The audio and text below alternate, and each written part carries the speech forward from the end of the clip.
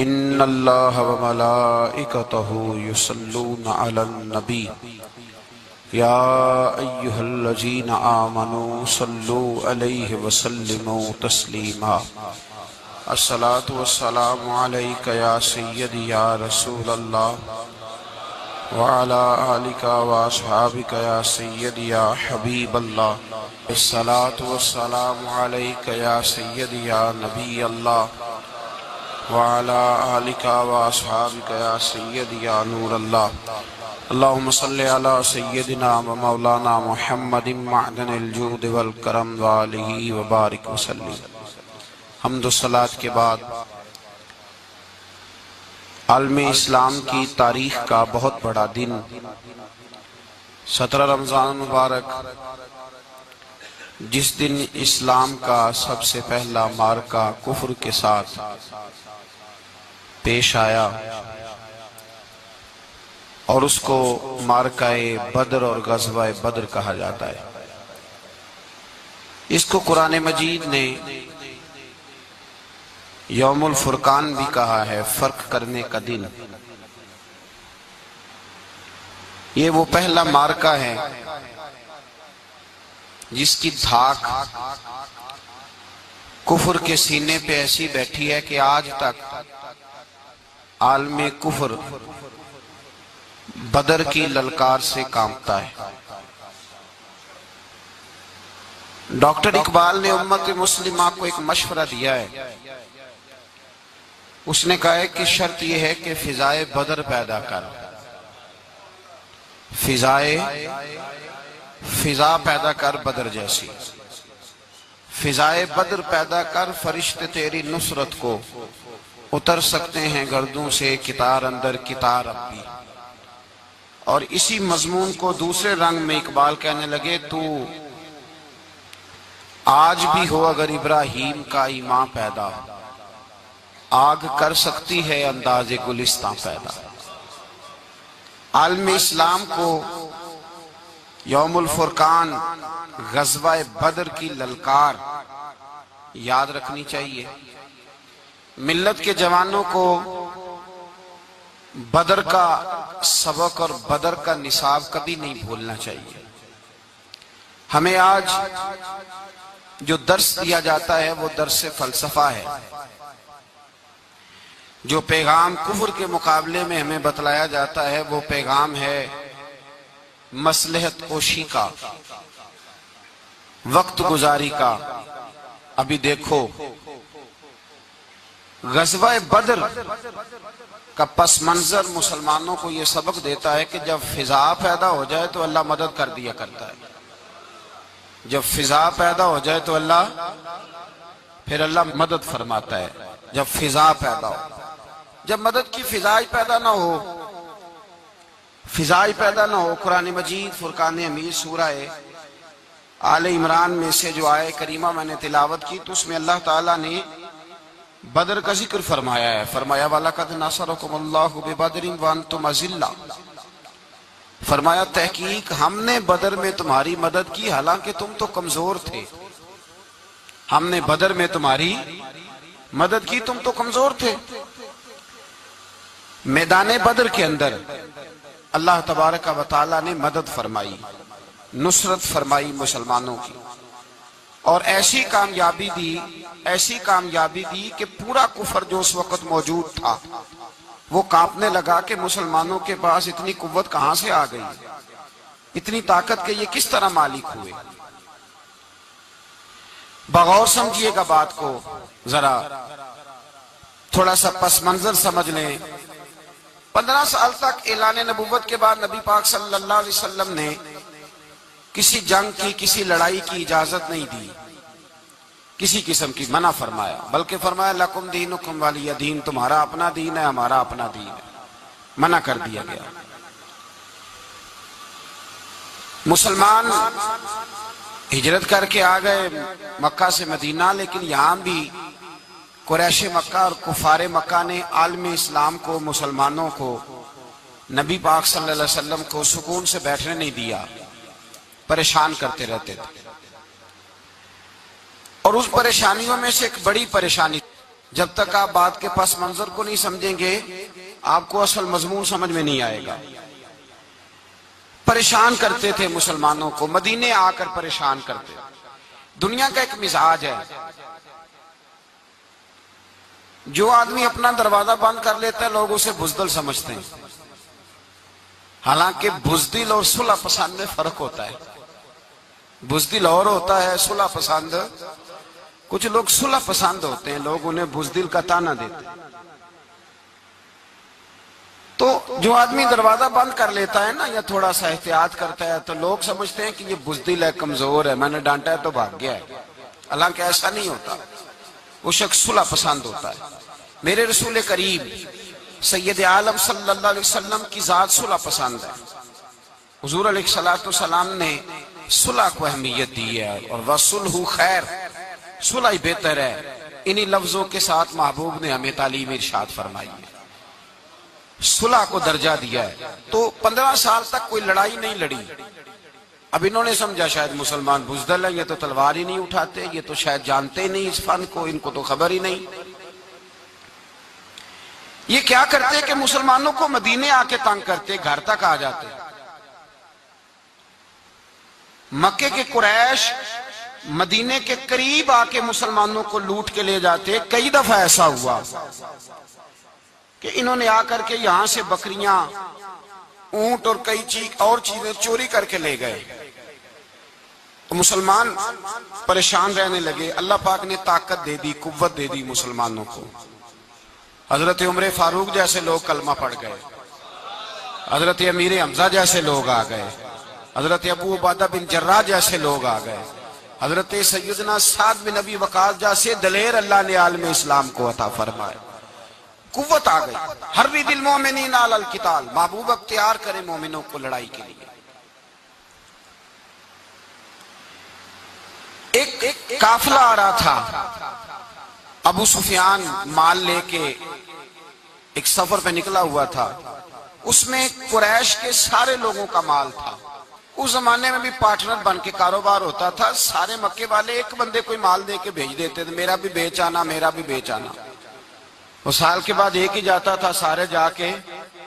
عرب کے جاہل معاشرے کے اندر بھی دھوکہ کرنا اور جھوٹ بولنا عیب سمجھا جاتا ہے، لوگ کسی کے پیسے پر نظر نہیں رکھتے۔ یہاں معاذ اللہ لوگ کلمہ پڑھ کے اس بات کا خیال نہیں رکھتے کہ مال کس کا ہے اور ہم کس طرح سے اسے استعمال کرنا ہے۔ تو ابو سفیان سب کا مال لے کے نکلے۔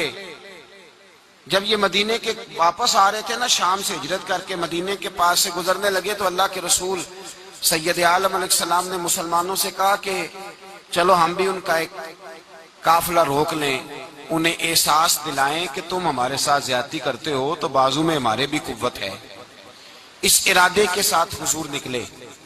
ابو سفیان بڑے تیز آدمی تھے، کسی نے خبر کر دی کہ وہ تو آ رہے ہیں تیرا قافلہ روکنے کے لیے۔ اب حضور سید عالم جب چلے مدینہ منورہ سے تو 313 لوگ حضور کے ساتھ تھے۔ کتنے جی؟ بولیے 313۔ تحقیق یہ ہے کہ 312 تھے۔ حضرت عثمان غنی کو شامل کیا گیا بدریوں میں، لیکن حضور انہیں چھوڑ گئے تھے، اس لیے کہ ان کی زوجہ اور نبی پاک کی پیاری صاحبزادی بڑی علیل تھی۔ فرمایا تو میری بیٹی کے لیے رہ جا۔ تو 313 لوگ حضور لے کے نکلے، 6 زرہیں، 8 تلواریں، چند گھوڑے۔ خود رسول پاک صلی اللہ علیہ وسلم جس گھوڑے پہ تھے، گھوڑا ایک تھا، سواریاں 3 تھی۔ حضرت مولا علی بھی تھے، جناب زید بھی تھے، نبی پاک بھی تھے۔ فرمایا کبھی تو بیٹھے گا، کبھی علی بیٹھیں گے، کبھی زید بیٹھیں گے، کبھی میں بیٹھوں گا۔ جب حضور کی پیدل چلنے کی باری آتی تو حضرت زید عرض کرتے حضور نہیں آپ بیٹھ جائیں، میں پیدل چلتا ہوں۔ حضرت علی کہتے حضور آپ بیٹھ جائیں، میں پیدل چلتا ہوں۔ تو حضور فرماتے تمہیں ثواب کی زیادہ ضرورت ہے، مجھے بھی تو ضرورت ہے نا۔ تو رسول کائنات سید عالم صلی اللہ علیہ وسلم بھی پیدل چلتے، یہ تھوڑا سا سامان لے کے نکلے۔ ابو سفیان کو اطلاع ہو گئی کہ وہ تو آ رہے ہیں۔ ابو سفیان نے ایک آدمی کو دوڑایا۔ اس زمانے میں جب کوئی بری خبر دینی ہوتی تھی تو وہ آدمی اپنے کان میں سوراخ کرتا تھا، لہو نکال لیتا تھا۔ وہ جس آدمی کو بھیجا اس نے اپنے کانوں سے لہو نکالا، اپنے اونٹ کے کان کاٹ ڈالے، چیخے مارنے لگا، مکے والوں دوڑو، مسلمانوں نے تمہارا قافلہ لوٹ لیا ہے، بھاگو۔ اب وہ تو پہلے ہی دلیر تھے کہ یہ ہم سے چھپتے پھرتے ہیں شاید معاذ اللہ۔ انہوں نے کیا کیا کہ 1000 کا لشکر، ہر آدمی کے پاس گھوڑا، ہر آدمی کے پاس تلوار، نیزہ، سارے عتبہ، عتیبہ، شیبہ، ابو البختری، امیہ بن خلف، ابو جہل، سارے اکٹھے ہو کے آئے اور نکلے میدان بدر کی جانب۔ ادھر ابو سفیان اس آدمی کو بھیج کے تو دریا کے رستہ ہی بدل گیا، مدینے کے رستے آیا ہی نہیں، خود بچ گیا۔ اور جب بچ کے نکلا نا تو اس نے ایک آدمی بھیجا کہ قافلہ محفوظ ہو گیا ہے، تم لوگ فکر نہ کرو۔ اس نے جا کے پیغام دیا ابو جہل کو کہ ابو سفیان کہتا ہے میں بچ گیا ہوں، مجھے کوئی خطرہ نہیں، اب تم لوگ کسی قسم کی تکلیف نہ کرو، تکلف نہ کرو، واپس چلے جاؤ۔ ابو جہل کہنے لگا نہیں، اب تو ہم واپس نہیں جائیں گے، اب تو ہم ان کا کچھ کر کے ہی جائیں گے۔ سمجھ آ رہی ہے میری باتوں؟ پس منظر سمجھ میں آ رہا ہے؟ اب نہیں واپس جانا، نکلے ہیں تو کچھ کریں گے۔ اب جب میدان کے اندر آنے کے لیے تیاری ہو رہی ہے، ادھر سے پتہ چل گیا، نبی پاک صلی اللہ علیہ وسلم کو اطلاع ہوئی کہ ابو سفیان تو اپنا لشکر بچا کے، قافلہ بچا کے لے گئے، لیکن قریش بضد ہیں آنے کے لیے۔ نبی پاک صلی اللہ علیہ وسلم نے ایک جگہ پہ تمام مسلمانوں کو جمع کیا۔ یہ بات قابل غور ہے۔ حضور نے فرمایا بھی 1000 کا لشکر اسلحے سے لیس ہو کے آ رہا ہے، تم 313 ہو، تمہارا ارادہ کیا ہے؟ نہ تمہارے پاس زرہیں ہیں، نہ تلواریں ہیں، نہ تمہارے پاس نیزہ ہے، نہ تیر ہے، کیا کرنا ہے؟ صحابہ کرام علیہم رضوان فرماتے ہیں جب نبی پاک صلی اللہ تعالی علیہ وسلم نے مشورہ لیا نا تو سب سے پہلے جو شخصیت اٹھی وہ حضرت ابوبکر صدیق کی ذات تھی۔ جناب صدیق اکبر اٹھے، عرض کرنے لگے محبوبہ بات ہی کوئی نہیں، آپ حکم کریں، ہم تو بڑی دیر سے تیار بیٹھے۔ حضرت عمر کہنے لگے حضور میں تو تھک گیا ہوں انتظار کر کر کے۔ اور شیر خدا مولا کائنات علی المرتضیٰ رضی اللہ تعالیٰ عنہ کہنے لگے محبوبہ زنگ لگ گیا میری تلوار کو، زنگ لگ گیا، کوئی موقع ملے دیواریں ہلتی رہتی ہیں اور در کانپ جاتا ہے، علی کا نام سن کے اب بھی خیبر کانپ جاتا ہے۔ فرمایا حضور زنگ لگ گیا، مہربانی کریں، جلدی کریں، ہم تو تیار بیٹھے۔ حضور نے پھر توجہ کی، نبی پاک صلی اللہ تعالی علیہ وسلم نے پھر توجہ کی، تو یہ تو سارے وہ بول رہے ہیں جو میرے ساتھ مکے سے آئے ہوئے ہیں، مدینے والے بھی تو بولے نا۔ تو مدینے والوں میں سے حضرت مقداد اٹھے، حضرت مقداد رضی اللہ تعالیٰ عنہ، اور اٹھ کے عرض کرنے لگے یا رسول اللہ آپ کا اشارہ ہماری جانب ہے؟ حضور نے فرمایا ہاں تمہاری جانب ہے۔ تو کیا خوبصورت جواب ہے، اور کیا انداز تکلم ہے، اور کیا گفتگو بے حسن ہے، اور کیا پس منظر ہے، اور کیا دلیل ہے، اور کیا تاریخ کا مطالعہ ہے۔ حضرت مقداد کہنے لگے یا رسول اللہ ہم کوئی حضرت موسیٰ علیہ السلام کی قوم نہیں کہ آپ سے کہیں گے آپ لڑے یا آپ کا خدا لڑے۔ یا رسول اللہ ہم خشکیوں میں بھی لڑیں گے، دریاؤں میں بھی لڑیں گے، ہم خشکیوں دشت تو دشت ہیں، صحرا بھی نہ چھوڑے ہم نے، اور بحر ظلمات میں دوڑا دیے گھوڑے ہم نے۔ کہا حضور ہم وہ نہیں ہیں کہ جو آپ سے کہیں گے آپ لڑیں اور آپ کا خدا لڑے، ہم تو تیار ہیں، آپ جلدی کریں۔ پھر حضرت سعد اٹھے، سعد بن عبادہ رضی اللہ تعالیٰ عنہ اٹھے اور کیا خوبصورت عرض کیا، کہا یا رسول اللہ کس سے لڑنا ہے؟ حضور بولیے ذرا یا رسول اللہ۔ حضور نے فرمایا قریش مکہ سے۔ تو صحابی کا وجد دیکھیے گا، انداز دیکھیے گا، کہنے لگے حضور سنا ہے جن نظر نہیں آتے، دیو نظر نہیں آتے، سنا ہے دکھائی نہیں دیتے، محبوبہ حکم کرے میں تو جنوں سے بھی لڑنے کے لیے تیار ہوں، میں تو ان دیکھی جگہوں پہ تلواریں چلا جاؤں گا، نبی کا حکم ہو تو کود جائیں ہم سمندر میں، جہاں کو محو کر دے نعرہ اللہ اکبر میں۔ یا رسول اللہ حکم کریں کس سے لڑنا ہے؟ میرے نبی پاک خوش ہو گئے، حضور خوش ہوئے، چہرے پہ مسکراہٹ دوڑی، فرمایا تم پر کوئی غلبہ پا ہی نہیں سکتا۔ فرمایا چلو اب اٹھو چلیں، نہ تلواریں ہیں، نہ گھوڑے ہیں، نہ کوئی شے ہے، نہ پاس اسلحہ ہے، نہ کوئی بظاہر طاقت ہے۔ حضور اٹھے تو ایک ننھا مجاہد حضرت سعد بن ابی وقاص کے چھوٹے بھائی عمیر بن ابی وقاص قد چھوٹا، حضور نے فرمایا سعد چلے عمیر رہ جائے، سعد چلے اور عمیر یہ چھوٹے ہیں۔ حضرت سعد کہتے ہیں میری عمر ابھی اس وقت تھوڑی تھی، میں 16-17 سال کا جوان تھا، تو بھائی اس سے بھی چھوٹے تھے، فرمایا تو رہ جا۔ اللہ اکبر۔ تو کہتے ہیں دیکھو عمر دیکھو، اور منانے کا انداز کیا ہے، جا رہے ہیں جہاد کے لیے، تو بچہ رو نہیں پڑتا گھر میں۔ حضرت عمر رونے لگے، کہنے لگے نہیں نہیں میں نے بھی جانا ہے۔ رونا کہاں جانا ہے بھائی؟ کوئی کھیلنے جا رہے ہیں، کوئی کھیلنے جا رہے ہیں، سیر کو جا رہے ہیں، کوئی جو ہے وہ کسی تفریح کے لیے نکل رہے ہیں، نہیں میں نے بھی جانا ہے۔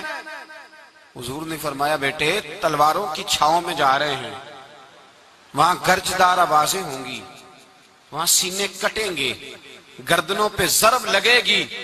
تو حضرت عمیر بن ابی وقاص نے نا اپنی ایڑیاں اٹھا لی، پنجوں کے بل کھڑے ہو گئے، کہنے لگے سونیا میں گردن کٹانے کو تیار ہوں۔ تو حضور نے فرمایا تیرا بڑا بھائی چلا جو ہے۔ حضرت عمیر کہنے لگے حضور قد میں بڑا ہے، طاقت میں نہیں بڑا، قد میں بڑا ہے طاقت میں، کہا یہ قد میں بڑا ہے، جسامت میں بڑا ہے، طاقت میں نہیں بڑا۔ حضور نے فرمایا کیسے پتا چلے گا؟ کہا حضور کشتی کرا لیں، کشتی کرا لیں۔ چشم فلک نے عجیب نظارے دیکھے، محبوبہ کشتی کرا لیں۔ حضور نے فرمایا کرو کشتی، کرا لیتے ہیں، کرو کشتی۔ کشتی شروع ہوئی تو سبحان اللہ کیسی عجیب اور منفرد کشتی ہے۔ حضرت سعد بن ابی وقاص رضی اللہ تعالیٰ عنہ کہتے ہیں میرا بھائی پہلوان کشتی سے پہلے گلے ملتے ہیں نا، تو کہتے ہیں گلے ملنے آئے تو حضرت عمیر میرے کان میں کہنے لگے تیرا تو نمبر لگ ہی گیا ہے، اور محبوب جسے قبول کر لے پھر اسے درگزر، اسے رد نہیں کرتے، تیرا تو لگ گیا ہے، تو یار چل تھوڑی دیر کے لیے گر جا بھائی، جو ہوا چل تھوڑی دیر کے لیے گر جا، میں بھی سلیکٹ ہو جاؤں گا، تیرا کیا بگڑے گا۔ قربان جائیں امام زرقانی کہتے ہیں نبی پاک کی آنکھوں میں آنسو آ گئے، حضور نے بات سنی تو رو پڑے، فرمایا ہم پر بھی کوئی غلبہ پا سکتا ہے؟ جس قوم کے 14 سال کے بچے لڑنے کو تیار ہوں انہیں کوئی گرا سکتا ہے؟ تو فضائے بدر پیدا کر، فرشتے تیری نصرت کو اتر سکتے ہیں گردوں سے، کتار اندر کتار۔ اب بھی تھوڑی دیر کے لیے بھائی آپس میں لڑے، گتھم گتھا ہوئے، پھر بڑا گر گیا، چھوٹا پشت سینے پہ سوار ہو گیا۔ میرے رسول پاک نے فرمایا چلو بھئی تمہارا دونوں کا جانا ہی مقبول ہو گیا ہے، چلو۔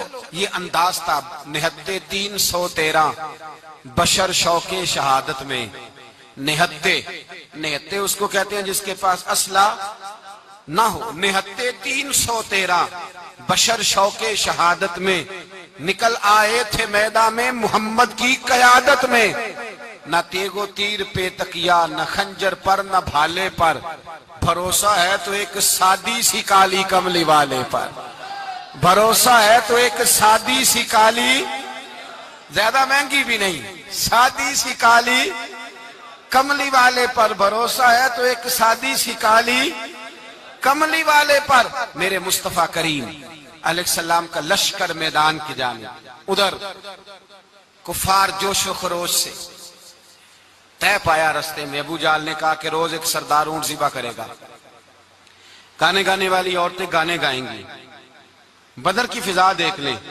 گانے والی گانے گائیں گی، روز ایک اونٹ ذبح ہوگا، شراب کے دور چلیں گے معاذ اللہ، اور مسلمانوں کے خلاف جوش پیدا کیا جائے گا۔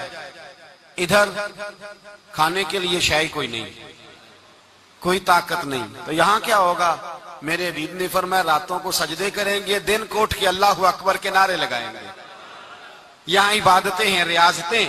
میرے رسول کریم سید عالم صلی اللہ تعالی علیہ وآلہ وسلم سے پہلے کفار پہنچ گئے، انہوں نے پہنچ کر بدر کے میدان میں قبضہ کیا، جہاں کنویں تھے سب پہ قبضہ کر لیا، جو زمین خشک تھی ریتلی تھی وہ چھوڑ دی، اور جو زمین ہموار تھی اس پہ قبضہ کر لیا۔ جب نبی پاک صلی اللہ علیہ وسلم تشریف لے کر کے گئے تو ریتلی زمین تپتی ہوئے صحرا، 17 رمضان کا دن، صحابہ نے روزے رکھے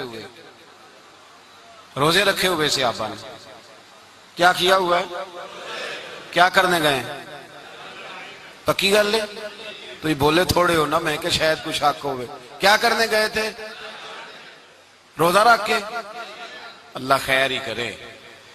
ہمارے یہاں تو روز نیا بہانا ہوتا ہے، کہتے میں کام تے جانا، میرا تو نہیں نہ بنتا، روز نیا بہانا ہے، کہتے نہیں میں تو مزدور آدمی ہوں۔ کس طرح کی بات کرتے ہو؟ اللہ نے فرض کیا ہے تو اس کا مطلب ہے کہ گزارا ہو سکتا ہے، چل سکتا ہے، تبھی تو فرض کیا ہے۔ حضور نے فرمایا روزے کھول دو بھائی، پر کون کھولے؟ کوئی نہیں تیار۔ اب اللہ کے رسول نے خود گھوڑے کے اوپر بیٹھ کر کھجور کھائی دوپہر کے وقت، جب حضور نے کھولا تو تب سب نے کھولا۔ 17 رمضان نبی پاک صلی اللہ علیہ وسلم کے آنے سے پہلے انہوں نے کنووں پہ بھی قبضہ کر لیا، ہموار زمین، حضور آئے تو ریتلی زمین ملی، وہیں صحابہ نے ڈیرے لگائے۔ اب پانی کوئی نہیں، کوئی شے نہیں، تپتا ہوا صحرا، اوپر سے سورج گرمی برسا رہا ہے۔ حفیظ جلندری کہتے ہیں کہ زمین دعا مانگنے لگ گئی، زمین دعا مانگنے لگی، زمین کہنے لگی خدا بندہ مہربانی فرما، تیرے رسول آئے ہیں تو اب ذرا مجھے ٹھنڈا نہیں کر دیتا۔ حفیظ جلندری کا نظریہ ہے، وہ کہتے ہیں زمین دعا مانگنے لگی، زمین کہنے لگی مولا تیرے حبیب کے قدم جب میری اس خاک پہ آئے، الہی حکم دے سورج کو اب نہ آگ برسائے۔ زمین کہتی ہے تیرے حبیب کے قدم جب میری اس خاک پہ آئے، الہی حکم دے سورج کو اب نہ آگ برسائے۔ میرے دامن سے گر ان کو ہوائے گرم آئے گی تو مجھ کو رحمت للعالمین سے شرم آئے گی۔ میرے دامن سے گر ان کو ہوائے گرم آئے گی تو مجھ کو رحمت للعالمین سے، زمین کہنے لگی مجھے شرم آئے گی کہ محبوب آئے ہیں اور میں یا اللہ مہربانی کر۔ حفیظ جلندری ویسے تو حضور کی دعا، صحابہ کی دعا، سب کی بات ہے، وہ کہتے ہیں زمین نے دعا مانگی، جب دعا مانگی تو اللہ نے بارش عطا کر دی۔ حضور نے فرمایا لو بھی حوض بنا لو، پانی بھر لو۔ صحابہ کہتے ہیں چھوٹے چھوٹے حوض بنا لیے، پانی ہم نے ان کے اندر جمع کر لیا، جانوروں کو پلایا، خود بھی ہم نے وہ پانی رکھا وضو کے لیے، غسل کے لیے۔ فرماتے ہیں اب ریتلی زمین تھی تو سمجھ لیں بارش پڑنے سے پکی ہو گئی، ان کی جانب کیچڑ ہو گیا، پانی ختم ہو گیا، کافروں کی طرف ختم ہو گیا۔ یہاں حالات اس طرح کے ہیں کہ یہاں پانی جمع ہے، وہاں ختم ہوا۔ اور تاریخ کا عجیب حوالہ دیکھیں، حضور کو شہید کرنے آئے، 2 کافر رات کو چپکے سے اس حوض سے پانی پی رہے تھے جو مسلمانوں کا حوض ہے۔ ایک صحابی کہنے لگے حضور کافر پانی پی رہے، ہمارے حوض سے ماروں؟ حضور نے فرمایا نہیں، کافر ہوئے تو کیا ہوا، مخلوق تو ہے نا اللہ کی، پینے دو، پینے دو۔ ہمارے دروازہ رحمت سے کوئی خالی جا سکتا؟ ایسا کی تیری خیر تیرے میں کدے کی خیر، ایسی پلا کہ جس کا نشہ عمر بھر رہے، اور پلا کے گرانا تو سب کو آتا ہے، مزہ تو تب ہے کہ گرتوں کو تھام لے ساکی۔ کہا نہیں، پینے دو انہیں۔ میرے رسول کریم سید عالم صلی اللہ علیہ وسلم نے میدان بدر میں پڑاؤ کیا، کافر ساری رات دندناتے رہے، شور کرتے رہے۔ جاسوسی کا ایک معیار ہوتا تھا، اب تو فوجوں کی وردی ہوتی ہے، پہچانے جاتے ہیں فوجی کس ملک کے ہیں، کس علاقے کے ہیں، کس جگہ سے ان کا تعلق ہے۔ اس زمانے میں کوئی وردی نہیں ہوتی تھی، ہر قبیلے کا آدمی ہوتا تھا تو لوگ گھس جاتے تھے، جاسوسی آسان ہوتی۔ آئے رات کا وقت ہے تو کچھ جاسوس بھیجے ابو جہل نے، کہا پتہ کر کے آؤ بندے کتنے، اسلحہ کتنا ہے، جوان کتنے، بوڑھے کتنے، ان کا انداز کیا ہے، سارا معلومات کر کے آؤ۔ کفر کی جو معلومات ہیں اس پر ذرا غور کریں۔ اب وہ شخص آیا، جا کے ابو جہل سے کہنے لگا 313 ہیں، 6 زرہیں اور 8 تلواریں، کوئی کھانے پینے کا سامان نہیں، اور کچھ بچے بھی ہیں، کچھ بوڑھے بھی ہیں، عمیر بن ابی وقاص بھی ہیں، ابو عبیدہ بن جراح جیسے بوڑھے بھی ہیں، کچھ لمبا چوڑا انتظام کوئی نہیں۔ ابو جہل بڑا کھل کھلا کے ہنسا، جاسوس واپس آئے نا تو کھل کھلا کے ہنسا، کہنے لگا اس طرح کرو کہ جنگ کرنے کی ضرورت نہیں، انہیں نا صبح سب کو گھوڑوں کی پشتوں پہ باندھ کے نا تو لے چلتے ہیں مکے، وہاں جا کے دیکھیں گے ان کا کیا کرنا ہے۔